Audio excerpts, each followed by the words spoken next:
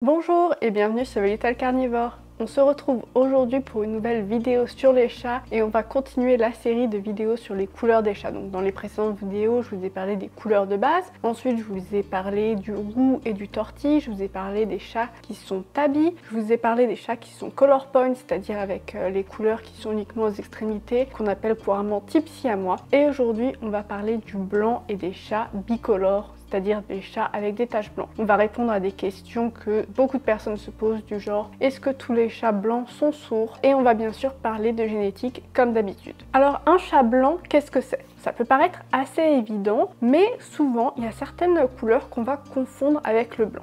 Un chat blanc, c'est vraiment un chat qui est entièrement blanc de A à Z. Toutes les parties de son corps sont blanches, sa peau est rose ainsi que tous ses coussinets qui sont roses. Et ça, c'est un point qui est important pour ne pas confondre avec d'autres couleurs qui peuvent ressembler au blanc. Au niveau de la couleur des yeux, un chat blanc n'a pas forcément les yeux bleus. Il peut avoir les yeux de n'importe quelle couleur, mais on reparlera des chats blancs aux yeux bleus. Ça va être un point important dans la suite de la vidéo, en particulier lorsqu'on va parler de surdité. Comme ils ont la peau rose et qu'ils n'ont pas de mélanine, ils ont tendance à prendre des coups de soleil et cela peut aussi évoluer en cancer de la peau, en particulier sur les oreilles et sur le nez. Donc si vous avez un chat blanc qui sort dehors, pensez à lui mettre de la crème solaire, en particulier en été. Bien sûr de la crème solaire spécifique pour chat. Il y a certaines couleurs qui vont ressembler à du blanc ou que du moins dans le langage courant on va appeler du blanc. Par exemple, si on a un chat qui est red color point, il va avoir une apparence qui est vraiment très claire et on peut avoir tendance à dire ah bah tiens c'est un chat blanc, alors que non, génétiquement c'est un chat qui est roux, c'est pas un chat qui a le gène blanc, et ça va avoir une importance pour toutes les histoires de surdité dont je vais parler plus tard. Les chats qui ont l'air d'être blancs mais qui ne le sont pas, tout ce qui est génétique ne va pas s'appliquer à eux puisque génétiquement ils ne sont pas blancs. On va aussi avoir beaucoup de chats qui vont être color point et silver qui vont avoir l'air blanc, mais on peut reconnaître que ce ne sont pas des chats blancs parce que leurs coussinets ne vont pas être roses comme ceux d'un chat blanc. Par exemple, si on a des chats qui sont silver shaded, leurs coussinets vont être noirs et ils vont aussi avoir un contour des yeux qui est noir au lieu d'avoir un contour des yeux qui est rose comme pour un chat blanc. C'est comme ça qu'on peut faire la différence. Ensuite, on va aussi avoir des chats qui sont bicolores. Vous connaissez tous ces chats avec l'exemple très typique de Félix le chat qui est noir et blanc. Donc le et blanc, ça va être des taches de blanc qui vont venir s'ajouter sur la couleur de base du chat et un peu cacher la couleur de base avec du blanc, le blanc étant en fait une absence de couleur, une absence de pigmentation. On va donner différentes appellations à la répartition de blanc. En général, quand un chat va avoir du blanc en plus, on peut juste dire et blanc, mais on peut être plus spécifique. Lorsque ça va être seulement les extrémités, un peu comme si le chat avait des chaussettes, on va dire que le chat est mitted, donc il a des gants, ou ça va être une couleur qu'on va trouver dans la race du sacré de Birmanie et aussi dans d'autres races comme le ragdoll ou dans tout simplement des chats de gouttière. Ensuite, on va avoir les chats qu'on va appeler bicolores, donc ça va être les chats qui vont avoir entre 40 à 60% de blanc. Le blanc va souvent être réparti au niveau des pattes, du ventre, du menton et du visage. Parfois on va donner des noms spécifiques à ces répartitions de blanc. Vous avez peut-être déjà entendu parler des chats tuxedo pour les chats noirs et blancs où on a un peu l'impression qu'ils portent un smoking, un costume. Ensuite on va avoir les chats qui sont dits harlequins. Donc ça va être une appellation pour les chats qui ont entre 60 à 80% de blanc. Donc là le blanc va s'étendre, couvrir de plus en plus le dos. On peut aussi les appeler des chats qui sont high white, donc en anglais une quantité élevée de blanc. Et enfin, on va avoir les chats qui sont dits van. Donc ça va être les chats qui vont avoir plus de 90% de blanc sur le corps. Donc là, la couleur va rester uniquement en général au niveau de la queue, autour des oreilles et parfois un peu encore quelques taches de couleur dans le dos. Ça, c'est une couleur qui va être beaucoup associée à la race de chat turc de Van, mais c'est toujours pareil, c'est une couleur qu'on peut aussi retrouver dans les chats de gouttière ou dans d'autres chats de race. Bien sûr, ces répartitions de blanc, c'est un continuum. On peut avoir des variations entre ces différentes appellations et ça, ce ne sont que des appellations. Vous avez peut-être entendu parler des chats qui sont calico, ça va être comme ça qu'on va appeler les chats qui sont tortilles et blancs, donc les chats qui ont une couleur basée sur le roux et basée sur le noir avec du blanc. Pareil, c'est une appellation parce qu'en fait techniquement c'est juste des chats qui sont tortilles et blancs, il n'y a pas un gène spécifique du calico. Et une petite originalité génétique, c'est qu'avec le gène du blanc, il va y avoir une interaction en fait avec la répartition du tortille. Un chat qui est dit calico ou tortille et blanc va avoir les taches de roux et de noir qui vont être assez séparés, vraiment des taches séparées, tandis qu'un chat tortie qui n'a pas de blanc, le noir et le roux va être vraiment beaucoup plus mélangé dans son pelage. Donc ça, c'est une interaction due à la génétique du gène blanc, une petite originalité que vous avez peut-être déjà remarqué. Maintenant, on va parler génétique. Donc toutes ces différentes répartitions de couleur blanche et le blanc dominant, quand le chat est entièrement blanc, sont tous liés à des allèles qui sont sur le même gène qui s'appelle KIT. Tout d'abord, on va avoir le blanc dominant qui va être noté grand W, et il faut savoir qu'il est dominant sur tous les autres allèles de ce gène, ce qui fait que le chat, une fois le grand W, il sera forcément entièrement blanc. Mais cet allèle du blanc dominant est aussi épistatique envers tous les autres gènes de couleur du chat. C'est-à-dire qu'il va être dominant envers tous les autres gènes. Donc votre chat, il peut être noir, tabby, color point, n'importe quelle autre combinaison, ça va être effacé par le blanc. On ne verra pas toutes les autres combinaisons de gènes que le chat a. Le chat aura une apparence blanche. Il peut très bien être roux sous ce blanc, il peut très bien être cannelle, il peut très bien être chocolat, bref, ce que vous voulez.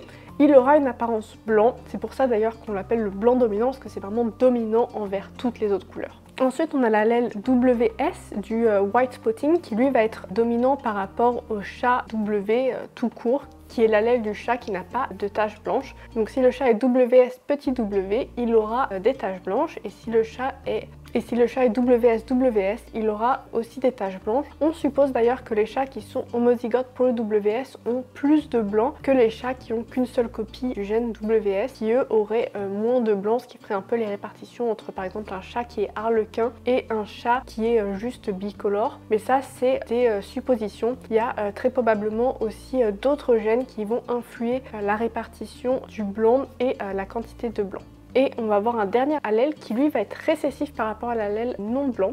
Ça va être le WG. Ça va être les chats qui vont avoir, disons, des gants pour les chats qui sont mités. Ça va être récessif par rapport au non blanc. Il faut donc que le chat ait 2 fois ce gène pour avoir des gants. Et ça, c'est un gène qu'on a découvert dans la race du birman. Il est pratiquement présent chez tous les chats qui sont birmans. Mais dans d'autres races, il semble ne pas forcément être associé aux mitted, aux chaussettes blanches. Parce qu'on a retrouvé un peu ce gène dans d'autres races, dont le ragdoll et le Maine Coon. Mais il n'a pas forcément les mêmes effets dans ces autres races, très probablement parce qu'il y a aussi d'autres gènes qui rentrent en jeu et qui font ces modifications. Et on peut aussi avoir des chats qui sont gantés sans pour autant qu'ils aient ce gène WG. Donc c'est vraiment un gène qui est un peu particulier au birman parce qu'il a été sélectionné dans cette race avec sûrement d'autres gènes. Donc ça va être pour les 4 allèles principaux pour les taches de blanc. On suppose qu'il y en a d'autres comme par exemple les médaillons. Donc ça va être un chat qui par exemple va juste avoir une petite tache de blanc au niveau du cou, parce qu'on a des chats qui génétiquement sont petit w, donc qui ne sont pas censés avoir de taches de blanc mais qui ont quand même ces médaillons. Donc il est très fortement possible qu'il y ait un autre gène impliqué dans les petites taches de blanc. Donc tous ces gènes dont je vous ai parlé peuvent être testés génétiquement avec un test d'ADN pour les couleurs de chat. Et maintenant qu'on a fait cette partie sur la génétique, on va parler du sujet qui vous intéresse sûrement le plus. On va parler de la surdité. Est-ce que tous les chats blancs aux yeux bleus ou est-ce que tous les chats blancs sont sourds? Non, ils ne sont pas tous sourds, ça c'est un mythe. Par contre, il y a quand même du vrai. Les chats qui sont blancs dominants aux yeux bleus ont plus de chances d'être sourds, et pareil pour les chats qui sont blancs, même s'ils n'ont pas les yeux bleus, ils ont plus de chances d'être sourds. Pourquoi ça? Alors génétiquement, le blanc, c'est une absence de pigments. En fait, le gène du blanc dominant, lors du développement du chat dans l'utérus, va bloquer le développement des cellules qui donnent les couleurs au chat. Et l'action de ce gène peut aussi s'appliquer aux yeux du chat. Dans ce cas-là, les yeux du chat n'auront pas de pigments et c'est pour ça qu'ils auront des yeux bleus. Et ils peuvent aussi s'appliquer dans certains cas aux cellules des oreilles des chats. Ça va avoir un effet négatif qui vont entraîner la surdité du chat. Si le chat a les yeux bleus, ça veut dire que les oreilles sont très probablement touchées parce que les oreilles sont proches des yeux. Et c'est pour ça que les chats qui sont blancs aux yeux bleus vont avoir plus de chances d'être sourds que les chats qui sont blancs avec des yeux d'une autre couleur. Et les chats qui vont avoir des yeux qui sont vairons, c'est-à-dire qu'un seul des deux yeux qui est bleu, vont avoir plus de chances d'être sourds de l'oreille du même côté que l'œil bleu. Il y a quelques études qui ont été faites pour étudier l'incidence de la surdité. L'incidence de la surdité chez les chats blancs aux yeux bleus, c'est 70%. Donc c'est pas tous les chats, mais ça reste assez élevé. Pour les chats qui sont blancs avec un seul œil bleu, on va être à 40% de surdité, et pour les chats qui sont blancs avec d'autres couleurs, on va être à 20% de surdité. Donc les chats qui sont blancs aux yeux colorés, on est quand même à un pourcentage bien plus faible qu'aux chats aux yeux bleus, mais par rapport à la population générale, ça reste relativement élevé. Ce qui va être aussi intéressant et ce qui a été étudié dans une autre étude, ça va être l'incidence de la surdité en fonction du gène. Parce qu'en fait, si le chat est blanc dominant, il peut avoir qu'une seule fois l'allèle grand W du blanc dominant, ou il peut l'avoir 2 fois. Et dans les chats qui ont 2 fois l'allèle du blanc dominant, tous les chats étaient au moins malentendants. C'est-à-dire que tous les chats avaient au moins une oreille qui était malentendante et 73% d'entre eux étaient entièrement sourds. Donc il faut vraiment absolument éviter un chat qui est blanc dominant et qui a 2 fois ce gène. Et cela veut dire qu'il ne faut surtout pas reproduire 2 chats blancs ensemble. Là, c'est quelque chose qui est important et pourtant assez peu connu. Et il semblerait aussi que les chats qui étaient blanc dominant et avec l'allèle du white spotting avaient plus de chances d'être sourds que les chats qui étaient blanc dominant avec l'allèle petit w, donc du chat qui n'a pas de tache. Il faut mieux faire reproduire un chat qui est blanc dominant avec un autre chat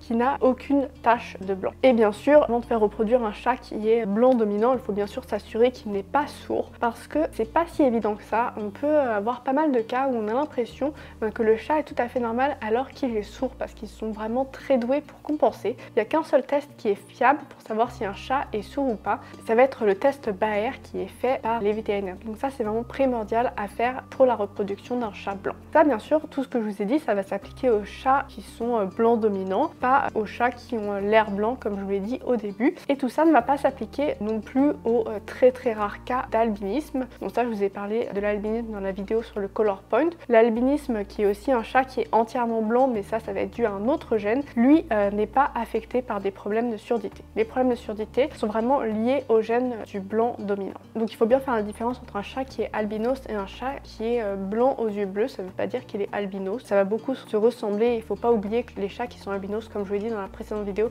sont vraiment extrêmement rares. Voilà pour cette vidéo sur les chats blancs et leur surdité. J'espère que vous en aurez appris un peu plus sur les couleurs des chats. Dans la prochaine vidéo sur les couleurs des chats, on parlera du silver et du smoke. Si vous avez des questions, laissez-moi un commentaire. Si vous avez aimé cette vidéo, mettez un pouce bleu et abonnez-vous. N'hésitez pas à partager la vidéo autour de vous, ça m'aiderait beaucoup. Et on se retrouve très rapidement sur Little Carnivore pour une prochaine vidéo. À bientôt!